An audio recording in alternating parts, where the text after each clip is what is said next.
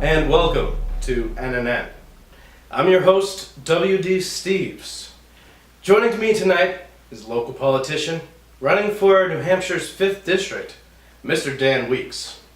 Dan, thanks so much for coming on NNN. Thanks for having me, although I don't know if I'm ready to be called a politician. I'm just a candidate, and I'm trying to be a public servant. All right, spoken like a true politician. I'm serious, but we'll get to that. Okay, I'm just pulling the chain here. How do you feel? Doing fine. So, first I'd like to start with a little bit of background. Where did you grow up? I grew up about half an hour due west of here in Temple, New Hampshire. Proud part of the Monadnock region, part of District 5, which I'm running to represent. Temple's got about 1,300 people, and I grew up in the woods, just the way I like it. Oh, great. Why do you love New Hampshire? Why did you choose to stay here? Well, I grew up in these parts. My family's been around here a long time, some 12 generations. And I figured I would go away for a time. I went away for college and grad school and got to see more of the world. Got to learn a lot by traveling. But I always had the idea that I wanted to come back to New Hampshire. It's the place that I've always thought was home. And New Hampshire politics is a pretty special beast. We've got the first in the nation primary. We've got a kind of grassroots retail politics that you don't see in a lot of other places. And I felt like New Hampshire, if I could come back and participate in the politics, that it's a place that can set a good example for the rest of the country. We can show democracy the way it's supposed to function. We're not quite there yet, but I think we can get there. And so it seemed like a good challenge and a good opportunity to promote the kind of politics, really grassroots democratic politics that I believe in. That's great, and that actually really is a perfect segue to what I want to ask you next. What values do you think the left and the right share? Growing up and attending public school, I went to Conval High School. Every morning we'd get up and raise our hand and say the Pledge of Allegiance, and you probably remember it yourself.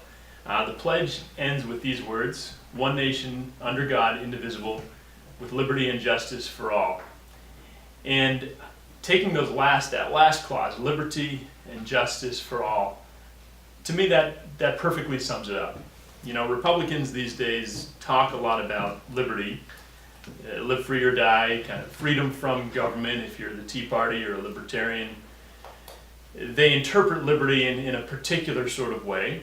To me, liberty and justice are really two sides of the same coin. Liberals tend to stress the justice more, meaning not just rule of law, but meaning a just society where people have opportunities, where people can succeed. And so I think you put those together, liberty, justice for all, I think that's where we agree. Now, we do haggle over what the proper definition of liberty is, and that's something that I want to try to move people on. I think our friends on the right, I speaking as a progressive here, tend to view liberty in the negative sense, as in freedom from government, no state, or very little. To me, liberty, if we're going to have liberty and justice go together, you need the kind of liberty that allows you to realize your potential. If you're going to be really free, to make it concrete, there are a lot of young people and not so young people in Nashua who are in the grips of an addiction. The opioid epidemic is huge. And so to be truly free, to have real liberty, you can't be in the grips of addiction. You need the care that can allow you to overcome that addiction to be free. So liberty and justice, I think we can find common ground there. I think we do need to work through just what a proper definition of liberty is, and to me that requires opportunity, that requires the basics of life, like health care. You need a place to live, you need decent food to eat, and some dignity too. Having good work to do, having family and community. A structure. Sure. That's great. It's great to hear, and it's good to hear politicians talk about caring for the poor. Absolutely. I'm sorry I called you a politician again. It's okay. But you're trying to be a politician. Politics, so I will grant that is a. You're running for executive council. Receive. You're a candidate for executive council. You're all right about that. I just gotta say, we used to call politics public service, and I will never be a perfect public servant. We've all got our selfishness and everything else. I'm no perfect human being. But I think that's the thing we gotta strive for, not politics, which is more about, contesting power. I think we gotta aim for public service. So that's why I'm trying to make that conscious choice of referring to this as public service so that I can, day by day live that out. Fantastic. So often politicians are beholden to special interests and lobbyists, and it's good to hear someone that's trying to focus on public service rather than making a lot of money. Well, the Executive Council is not a place where I'll be making much money, and thank goodness to my wife who's got a good job teaching. We can tighten our belts a bit and I can leave my job and do this work. But making money is not what this is about. Great. So tell us about New Hampshire's 5th District. So we're here downtown Nashua. We're at the western end of District 5. There are a total of 5 Executive Council districts, and maybe I should step back one step and say the Executive Council, which a lot of folks don't know much about, is this 5-member body. It's our highest elected body in New Hampshire, the most powerful office that most people have never heard of.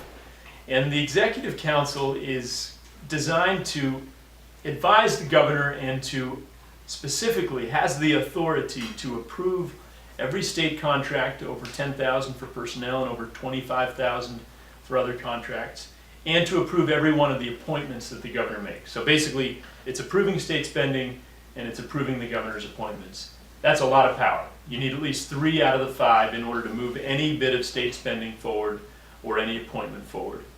So we've got these 5 districts, close to 300,000 people in each. District 5 here on the southern tier of New Hampshire reaches from Hudson and Litchfield on the eastern end, all the way west up to the Keene line, the towns of Swansea and Troy and Richmond, and it goes as far north as Hillsborough, Deering, that area. So it's kind of a big triangle. We've got a map of it in the office window if people want to check that out. Yeah, we'll check that out.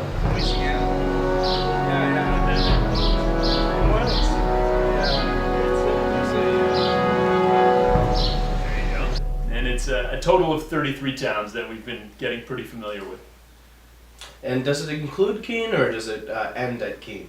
It used to include Keene, but then in 2010 the Republicans redistricted after the last census, and they took Keene out, putting that in the next district to the north, which made District 5 a little bit more friendly to the Republicans. It used to be more of a Democratic-leaning district. Keene is a more Democratic-leaning city. Now it's more of a Republican-friendly district. But we intend to win. What do you think of the competition? I'm running against a fellow by the name of Dave Wheeler. He's served a couple of terms as executive counselor, and I have a lot of respect for the many years that he's given to public service, starting in the 1980s. Mr. Wheeler, however, is someone who I could not disagree with more when it comes to most of the important issues facing our state. And I believe that most of District 5, of the nearly 300,000 people here, would feel likewise, and a lot of them have told me so. We could go through some of the issues, I'm sure you'll ask about them. But the first one that I'll mention kind of at a high level is I believe that politics, public service, requires first of all that somebody given that public responsibility is truly accountable to the people. And I know politicians say that a lot. What I mean by that is real simple. First of all, you've got to return every call. You've got to travel around the district to hear what people have to say and to listen to their concerns. And then although you can't represent every single individual because people have different opinions, you've got to do your best. So that starts with listening, with returning people's calls. And one thing that's honestly made me sad as I've traveled around the district so far in this campaign is a lot of people have told me Wheeler never returned my call. They just have the feeling that if he doesn't agree with me, he couldn't care less what my point of view is. I don't know what's in his heart of hearts, But if his practice as executive counselor is to just not return phone calls, I frankly don't think he deserves this office. What will you champion as executive council? Executive council man or executive council? Counselor is fine. What would you champion as executive council for District 5? I'll give you three big issues, and there are more issues, but three big ones that really motivate me to get into this race. Number one, economic development. We've got to do something to keep our young people in state. They're leaving state at a very fast rate and not coming back. And we've got to add good jobs, good middle-class jobs where people working a full-time job can actually support a family, send their kids to school, etc. The biggest economic driver available to us, truly a catalytic investment that we could make, once in a generation, is to finally extend commuter rail from Boston on up to Manchester and eventually beyond, I hope. Great, I'm glad you brought that up because how will the rail invigorate the local economy? So the best available study we have, the Department of Transportation commissioned a study, the New Hampshire Rail Transit Authority undertook this study over 2 years.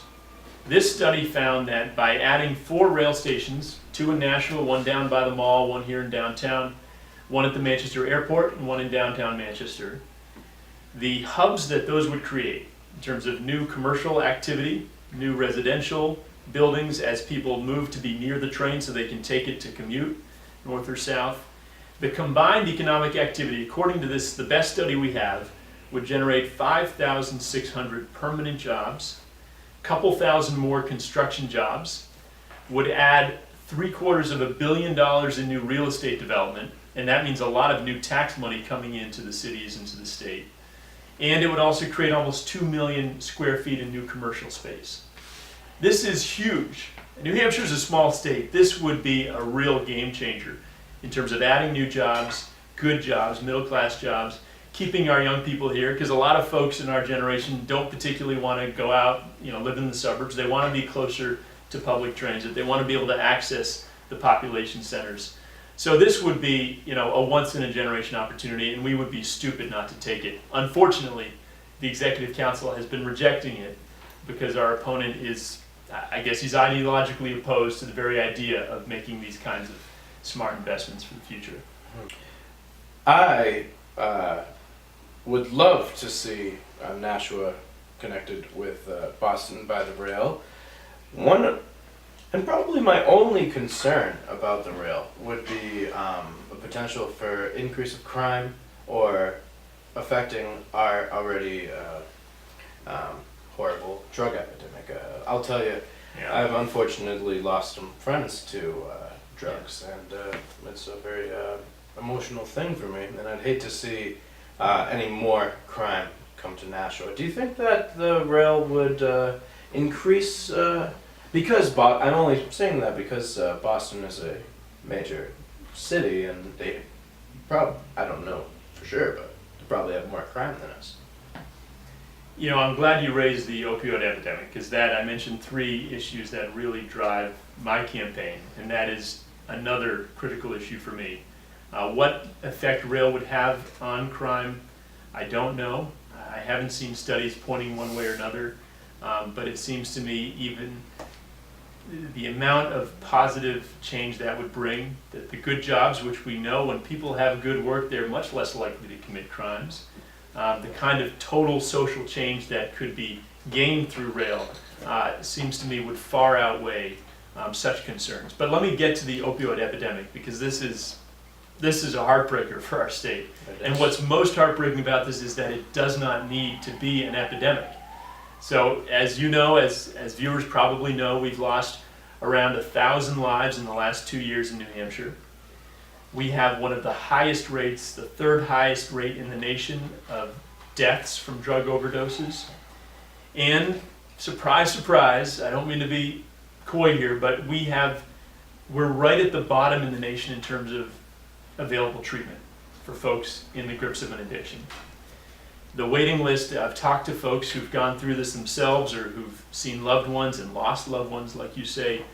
go through this system, you can wait months to get the most basic drug rehab treatment. A lot of insurance companies will provide a month, which if it's a serious addiction, you may as well not spend the money because a month is not enough time to overcome it. These are really powerful addictions. It takes 2 years, real strong treatment and support in order to get over it.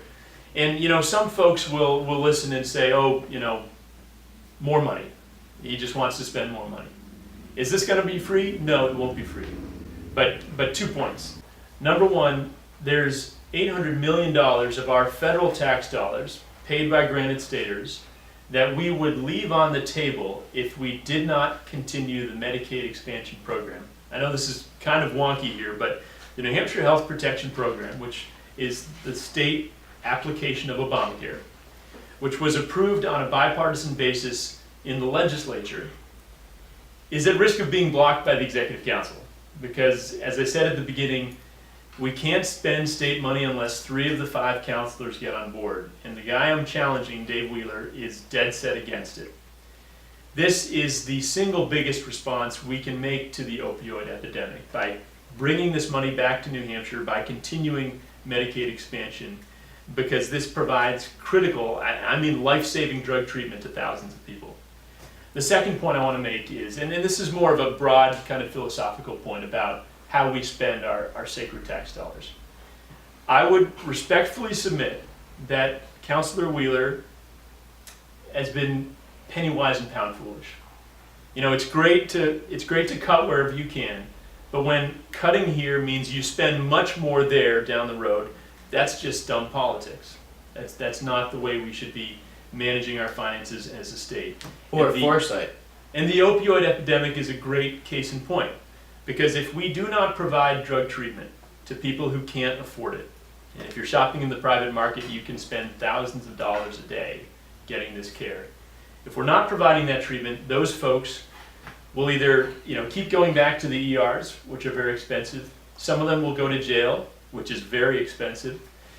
And they will not be able to get their lives together, work, contribute to the tax base, pay their taxes, and be functioning members of society. So we will pay the price over and over again if we do not help people get back on their feet. And those are the kinds of smart investments that I think the council needs to be making, but has not been making of late. Yes, I agree completely. I recently was talking to some police officers, and often they'll run into the same addicts over and over again, overdosing, and then overdosing again a few days later. Sometimes, multiple shots a day to bring them back, just hours later. They'll leave the hospital and then come back later that night. Yeah, and this isn't how our police officers are meant to be spending most of their waking hours. I mean, they should be doing the job they were hired to do, and people in the grips of an addiction should be getting the care they need. Great, Dan. Dan, when did you first know that you wanted to be a politician? Well, whether it's politician or public servant, I get your drift. That's all good. It does it again. Let me go back to high school. I was 16, attending Conval High School in Peterborough, and a little old lady, about 5 feet tall, 90 years old, came and talked to my high school. She had just finished, I'm not kidding here, a cross-country walk of 3,200 miles from California to Washington, D.C., and she'd walked with a sign on her chest that said campaign finance reform. I never heard of campaign finance reform. I never heard of this old lady whose name is Doris Granny D. Haddock. She passed away at the age of 100 a few years ago. But she came and spoke to my high school after doing this incredible walk across America, and she lit a fire in me.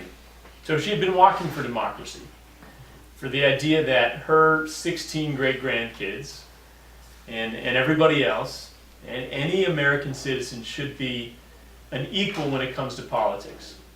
Folks aren't equal in the marketplace. Some have more money than others. Folks don't all have the same abilities, but when it comes to politics, everybody should be equal. That was why she walked. And she saw that we were far from that kind of equal citizenship because, and you mentioned this earlier, big special interests, corporations, other interest groups with a ton of money We're funding political campaigns, we're lobbying the heck out of Congress, and we're able to get their say time and time again. And so she educated me about this issue. Not about politics per se, but about the cause of democracy, of equal citizenship.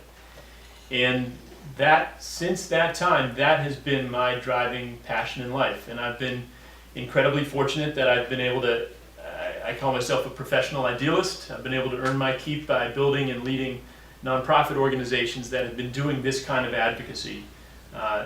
Open Democracy and the New Hampshire Rebellion, which I directed, to literally try to walk the talk for democracy, to fight this fight. So I've never done elective office before. This is something new. It's kind of exciting to me. But political advocacy, fighting for this idea of democracy, and also getting to work on some issues which I think are closely related to it, like poverty. You know, the fact that folks who don't have much money often have very little say in politics. That's why I'm here, and that's what I hope I can have a bigger effect at fixing if I have the honor of serving in public office. That's great to hear. I know Nashua has a lot of people with not very much money. This is true. I mean, poverty should not be a death sentence in politics. You should be able to vote and to have a voice in politics. And part of it, you know, folks just need to work a little harder at it. Some folks are too lazy when it comes to politics. They don't make the effort to go out and vote. But other folks face actual barriers to voting. In a lot of states, and I traveled around the country on Greyhound buses on a poverty line budget of $16 a day, and I met a lot of people who, although they're full-fledged citizens, they've been legally disenfranchised because of a prior conviction, or they've had their voting rights curtailed in other ways. There's a lot of work that we need to do to make sure that all of us, you know, any American citizen is an equal citizen that has a say in politics. You mentioned barriers. New Hampshire has a voter ID law. What would you advise the governor to do about that? So I would focus on ways we can securely expand participation in our democracy. The single best intervention, if we actually care as a state about, you know, living up to our democratic ideals, where the large majority of our citizens are turning out to vote and casting informed ballots, the single best thing we could do is to have automatic voter registration. That means, you know, when you and I turned 18, you may remember we get a letter in the mail from the Selective Service saying we're automatically registered, and if there's a draft, we'll be called up. We could do the same thing without any new technology for voters. You turn 18, you're automatically registered to vote. If you move to another town, you're still registered to vote. If you move to another state, it's very easy to keep your registration. In addition, you know, we could make voting day a holiday. We could vote on weekends. This is what most other democracies do. The fact that some folks work 2 or 3 jobs should not keep them from voting, but it does for too many people, or childcare or other concerns, even just getting to the polls. Time. So practical things that we could do. And then, you know, at a more macro level, a lot of folks don't feel like it's worth the effort because they don't feel like their politicians represent them. You know, and that goes back to this aspiration of public service. You know, trying to be somebody who literally returns every call, who listens to their constituents and gives them a reason to believe that politics matters and is worth their time. Great. I want to move on to some current events. What is your position on Syrian refugees in New Hampshire? Well, the first thing I've got to say is that it's not something over which I, as an executive counselor, have much say. This is the job, I think, of the governor working with the State Department to come up with something that works. I will say this. My wife is an immigrant from South Africa. I know a lot of people who've come here under much more difficult circumstances than she, refugees from South Sudan, from Ethiopia, from the former Soviet republics in Eastern Europe. And every one of those people that I have met is striving to contribute to this society. Do they bring their own culture and language that's different from ours? Sure. But I think that can often be enriching. And at the same time, as they naturally want to keep some of their culture. I have seen them, and especially their kids, as they grow up, being, just as American as you or I, speaking our language, contributing to our society, working as hard as they can. So I think we need to start this debate. I can't tell you what the correct number of refugees is, what the exact screening process should be, although I will point out that there is a lengthy screening process in place already. But I think we need to start this debate by recognizing that the vast majority of people, certainly everyone that I've met who come here as refugees, are escaping the worst, the most inhumane of circumstances, which you or I would never want to experience or have our kids live through. And they're just trying to build a better life and contribute to our society. So I hope that spirit of humanity, recognizing that we are in fact a nation of immigrants. Unless you're an American Indian, chances are you came here somewhere in the last couple hundred years. And we need to really practice that kind of humanity, because I think that is what makes our country so great. And it makes me really, really sad when the standard bearer of the Republican Party, Donald Trump, speaks this kind of venom and inspires this kind of fear and animosity on the part of people who, yes, are facing tough times. There are a lot of structural, systemic inequalities in our society. Why people are so angry, I don't want to dismiss that by any means.